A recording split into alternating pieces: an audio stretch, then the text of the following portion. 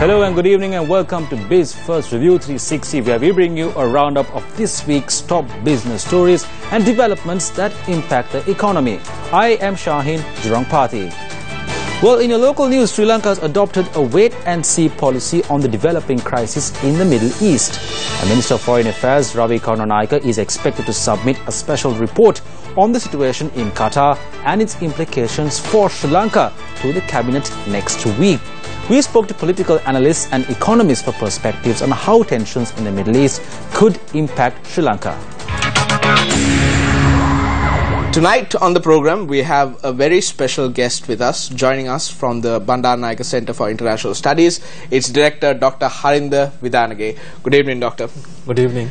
First of all, could you give us a general overview of what the Saudi-led countries and why these countries have taken such drastic decisions against Qatar? Well, there are two arguments for this. One is saying it's very spontaneous because a few days back, on the 23rd of May, the official Qatari news agency was hacked, and instead of its routine programs, there were programs and there were texts which came out from the agency saying supporting mostly Iranian establishment, as well as pro-Hezbollah kind of statements coming disguised as versions coming from the Qatari Emir, which led to a major outburst among Saudi-led countries which were predominantly against Iran. That's the one version. But the second version is that this may have been planned in the long run. This seems like a well-planned diplomatic operation to isolate Qatar. For various reasons, because as you know, Qatar has the most highest GDP in the world. It is one of the most upcoming countries in the Persian Gulf, in the Arab world. It's developing fast. It's diversifying. It's one of those countries which has achieved diversification beyond petrochemicals to kind of establish itself. It owns large chunks of debt of many North American and European countries. Okay. So they say it's it's an icon of modern day soft power. Right. Now, you said earlier that this may be a coordinated, a planned diplomatic approach by these countries. We remember back in 2014, if I remember correctly, almost Saudi and these countries, they pulled out their ambassadors from Qatar in a similar fashion. Yes. But this was eventually resolved and things turned back to normal. Yeah. Why do you think there was a sudden decision to pull out again? What would Saudi gain by doing this? Well, we have to understand the big picture here, because this is very different from 2014. We are living in a kind of a time where there is a serious power vacuum in the world, which America unfolding, which is creating, which is opening up major regional power struggles. So what we are seeing in the Middle East, North Africa, Middle East region, is a clear three-way power struggle between Saudi Arabia, Sunni Saudi Arabia, Shia Iran, and of course Turkey at play. So, and Saudi Arabia has always, can see the past few years, it has clearly given the message it is the dominant Sunni power in the region. So, and if you look at Bahrain, which is under strong Saudi influence, if you look at the military campaign in Yemen, Saudi Arabia has made it clear if countries are going to kind of has to go by its views and ideologies and also accept its leadership. While Qatar, while acknowledging this, has managed to kind of develop relationships across the world, because it aspires to play a larger role in global affairs. Middle East region has been in turmoil for quite some time. Yeah. Yes. With US President Donald Trump coming into power, he had his first overseas visit to the Saudi countries, and once he went back and this incident unfolded, he pointed and said, yes, that is my doing. This is something that happened because of my trip there. Yeah. Let's take a step back and see how will this situation unfold on the world stage if the situation with relation to Qatar worsens. how will it impact the larger world? Will it affect oil? Will it affect gold? Well, coming back to the Donald Trump, I know President Trump, he's one of the most impulsive presidents the U.S. has ever got. So the U.S. administration itself is dealing with his, flip-flops and, changes of voice, ideas, opinions very frequently. As well as his tweets? Yes. So his tweets, for example, I mean, there are two things. When he came to Saudi Arabia, he made this landmark speech in which he kind of accused the Iranians as the key sponsors of terrorism. And overlooking the fact that there are other Gulf nations which are also funding various groups who may not be terrorists but who has links with terror organizations. So which gave the Saudis a moral high ground to take in vis-a-vis Iran. Yeah. So that is one. Two, when he tweeted saying, hey, my ideas, what I said is working, he is implicitly saying, Qatar is responsible. He's kind of implicitly passing a judgment. Both together makes things worse. But still, Qatar has one of the largest air bases of the United Yeah, States. CENTCOM major forward operating base is in Qatar. I mean, it's one of the largest in the region. It is the largest in the region. So the US. So if you look at all the other statements by all of Trump's administrators, from Defense Secretary, Foreign Secretary, head of the general in command of CENTCOM, they have all said Qatar is so vital for American strategic interests. So that's the problem here. His Defense Secretary, General Mattis, his Foreign Secretary, Rex Tillerson, they all reiterated that, and also I think his ambassador to Qatar reiterated that Qatar is so important for American strategic interests.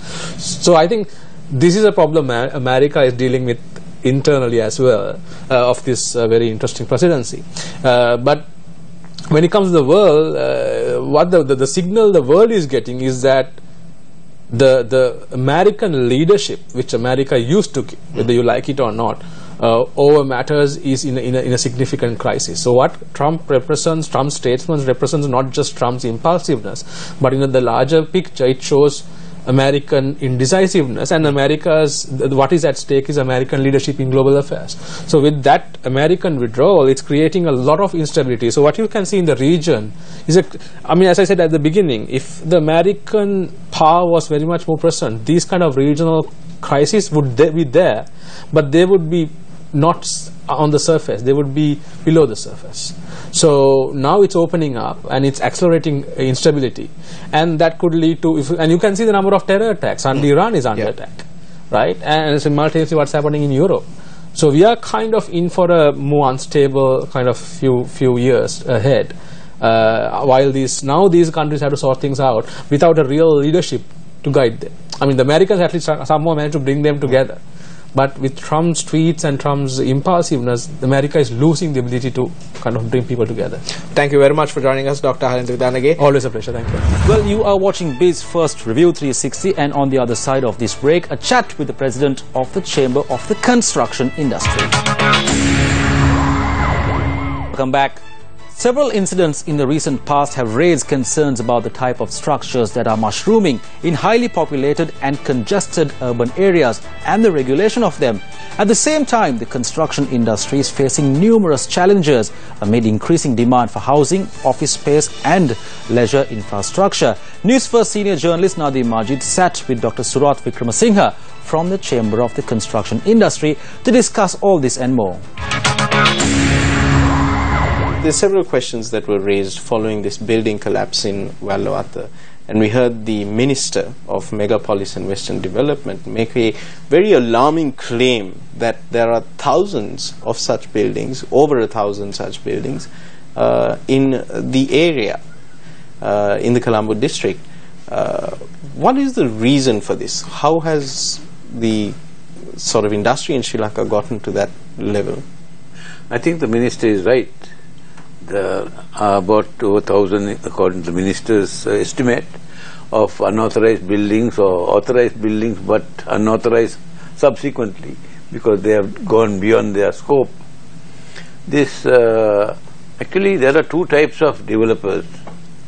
The sort of traditional developers who have been consistently doing projects like John Keel's, like prime land, even sunkenness. Sort of the more formal sector. Yeah, the more formal sector. You see, those guys, I mean, those organizations keep to the accepted norms of utilizing and using the correct personnel. They use established firms of architects.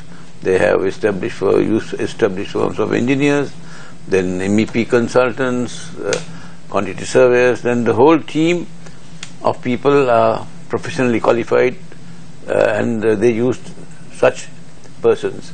So in which event their projects are very safe, because they not only get one, depending on the size of the magnitude of the project, not only do they get the opinion, but they tend to follow the regulations as well. No, regulations are primary, it's a prerequisite. So we all have to get our regulations passed through the building permits obtained from the local authority or the UDA for larger projects. But that is a formality, and it's a good thing that the UDA has signing of the drawings by both the architect and the structural engineer, and sometimes even the MEP engineer. So then the problem really lies with the informal sector. Informal sector. Is there a very large sort of informal construction sector? I think so. The minister himself said about 1,800 or some number of buildings are unauthorized, and they have broken the law. Some are building on reservations. So that is those are the. What's the best way to sort of address this problem? I think what happens is that these informal sector developers, they get an architect and engineer to sign just to keep formality, and then they go ahead and award the job to some contractor. They don't use the architect and the engineer, so they use their own skills. Maybe the developer thinks he's an engineer and an architect, and so he wants to make a lot of money, and there's a huge return on property development. So consequently, what has happened has happened. What is the position of the Chamber of Construction Industry when it comes to labour? Well, the Chamber of Construction Industry has very little to do in this context, because although we have been talking about it, our suggestions and our ideas have not been accepted by the government.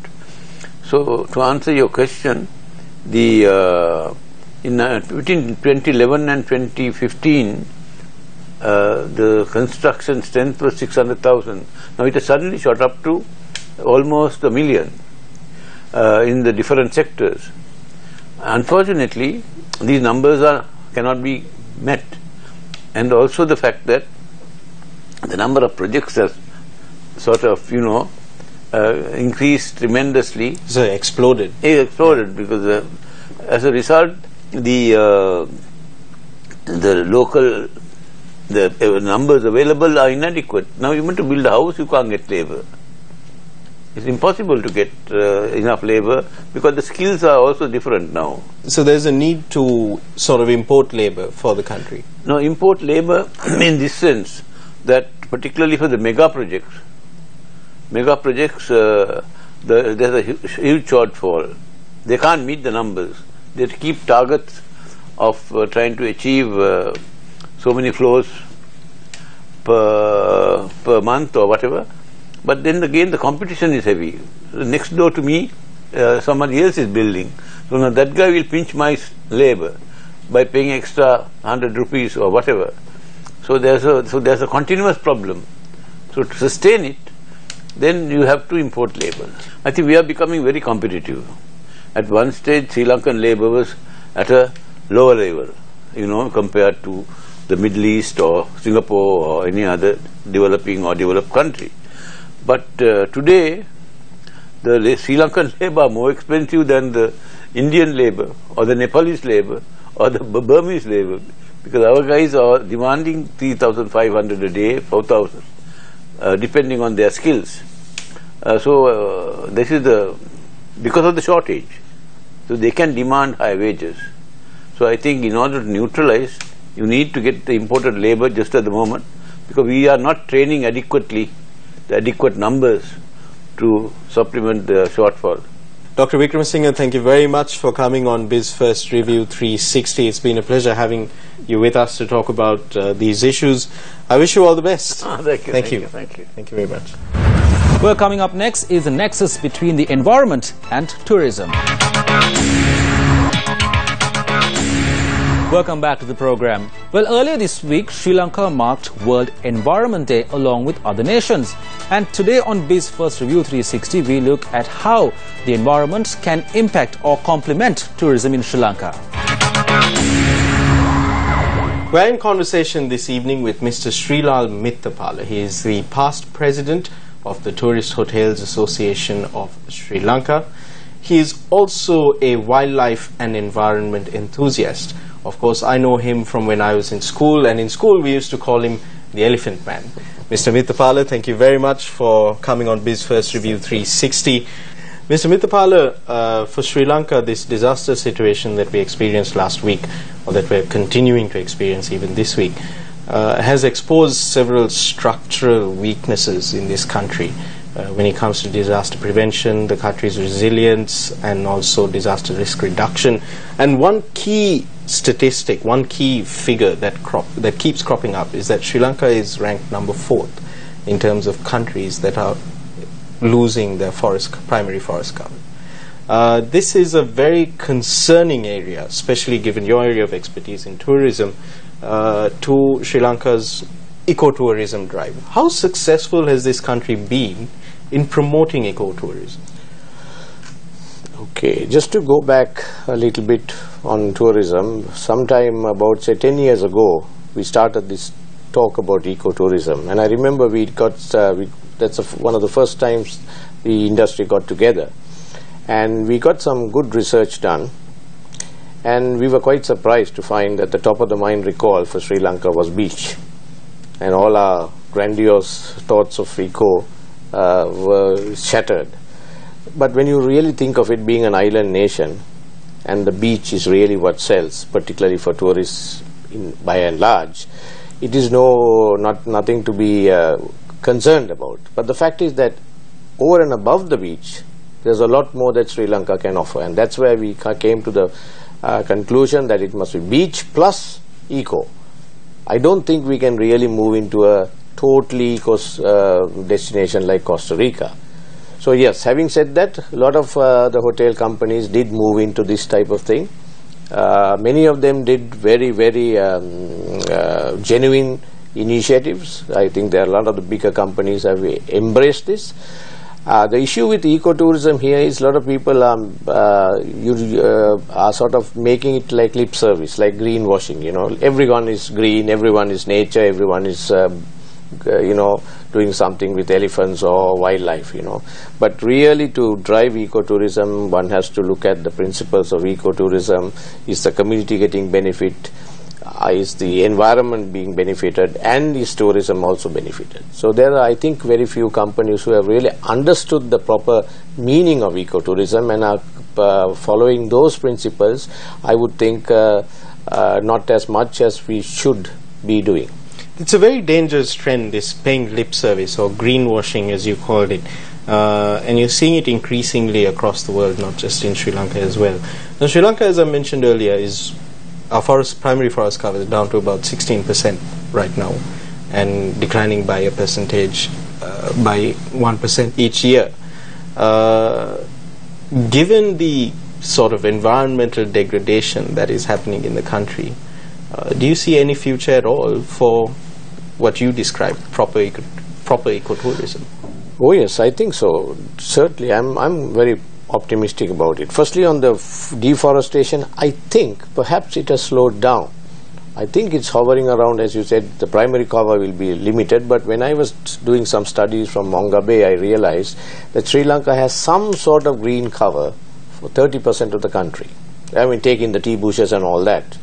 I know it's not the primary cover, but still when you look at it, 1/3 of the country is green to some extent.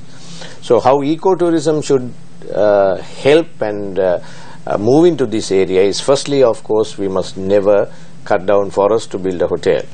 We should not do that. That must be a filter, no go. You must always have those sort of questions before you start a project. Then if you do have to cut a few trees, you know, in development, there's always the possibility of you regrowing those trees. You see, and I know there are companies which are doing forest regrowth programs. So that way we can certainly help give back to the environment, because let's not kid ourselves, tourism has an impact on environment. There's no question. You cannot build something as a big resort without having some impact. Mr. Mithapala, it's interesting you say that in a recent article titled Sri Lanka currently not a destination for sustainable tourists despite industry efforts, you're quoted as saying, do we have any sense of carrying capacity? We have beautiful plans. The problems are not with the plans, but with the implementation. What do you mean by that?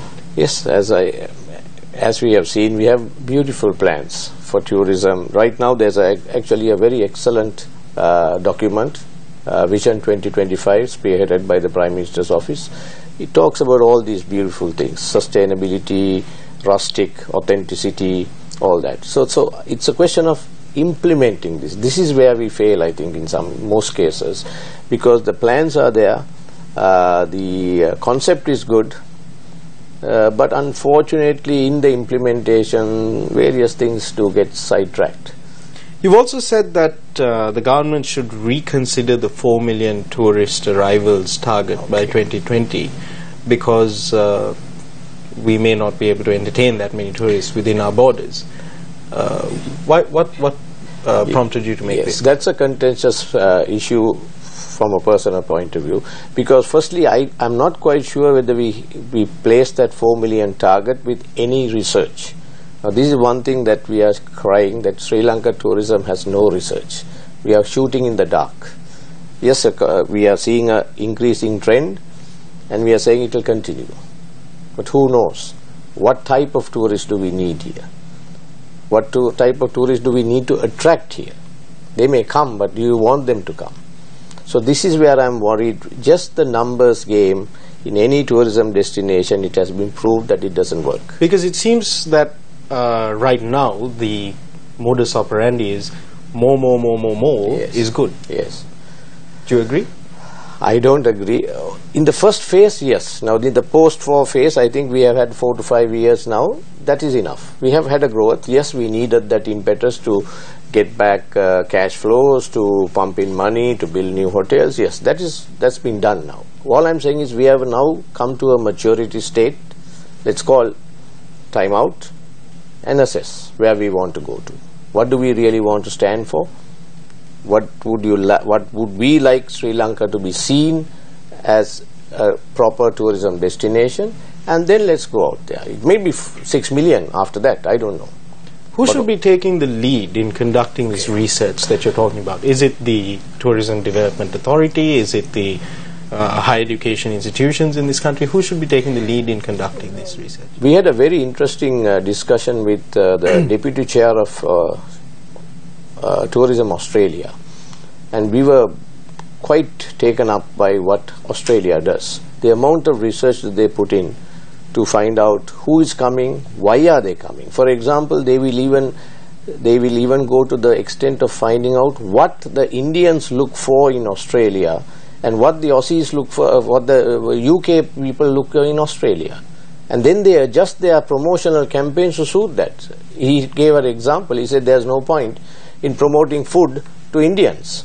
They are coming for something else. But the British want the wine and the food that Australia provides. So that's the type of research that they are doing. So all I'm saying is we need that research. And to answer your question, if you follow the Australian model, it's outsourced. In fact, the Deputy Chair mentioned that it's preferable that the agency which handles tourism does not do the research. It would be better for another agency outside to outsource it and then to analyze and plow back those results back to the industry for strategic use. So I think that is where we should have a private sector, public sector partnership. Maybe the Tourist Hotels Association can take it up, because we are one of the biggest associations, the private associations, and we have all the data within us. So maybe some structure like that, with the tourist board also coming on stream and getting a proper research agency, as you said, a government academic agency or even a professional agency to do it. That is the crying need. Only based on that can we decide on 4 million, 5 million, 10 million, 2 million, I don't know. All I'm saying is we are just shooting in the dark. I'm not saying it's right or wrong. We don't know what we're supposed to be doing. This country is suffering from a prolonged human-elephant conflict with the expansion of human habitat into elephant habitat. What are the implications that this has on the tourism industry going forward, and what do we need to do to address it? As briefly as you can. Okay. From the tourist perspective, I think it's not that prevalent, quite honestly, because the tourists do read. Recently I got an inquiry about this, the explosives that they put, and one person was very worried about it. But that's far, and I think that from the tourist point of view, it's more concerned about the way that we treat tame elephants. That's the highlight right now. But certainly human-elephant conflict is pretty big. We are losing about 250 elephants every year. That means 2 to 3 elephants every week, and that's going to degrade the wonderful offering we have, and very soon we might not have wild elephants to show tourists. So that's one aspect. But to come back to the tame elephant, that is the great concern about riding elephants on the back, and that is being phased out now. The tourist hotels. Do you think it needs to be stopped completely? Yeah, it has to be stopped. There are other ways of interacting with a tame elephant. You know, why don't you let the tourist touch the elephant, feed the elephant, because you're going to have tame elephants, whether you like it or not, with this human-elephant conflict, right? So use them. I don't mean to say that they can't be let loose, most of them.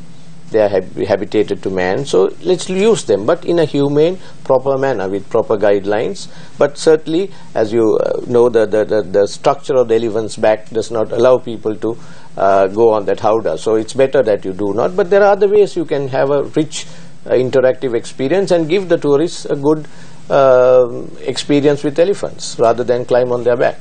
Mr. Mithapala, thank you very much for coming on Biz1st Review 360. Thank you. It's always a pleasure talking to you. Thank you.